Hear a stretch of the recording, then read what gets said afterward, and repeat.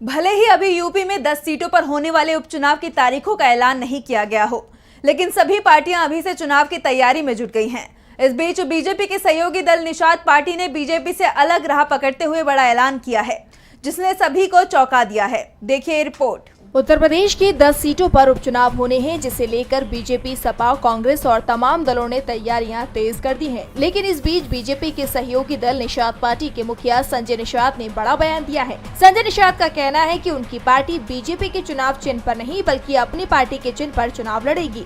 इसी के साथ संजय निषाद ने कहा कि जब उनके बेटे प्रवीण निषाद लोकसभा चुनाव में संत कबीर नगर सीट से बीजेपी से उम्मीदवार थे, तब वे चुनाव हार गए थे, क्योंकि वे बीजेपी के सिंबल पर चुनाव लड़े थे, इसीलिए वो चुनाव हार गए। इसी के साथ उन्होंने कहा कि जिन 43 सीटों पर जिन मुद्दों पर हम चुनाव हारे हैं, ऐसी स्थिति दोबारा पैदा ना हो, इसीलिए होने वाले उपचुनाव में निषाद पार्टी 2 सीटों पर अपने सिंबल पर चुनाव लड़ेगी। उन्होंने कहा कि 578 जातियों ने बीजेपी के सिंबल को वोट नहीं किया था।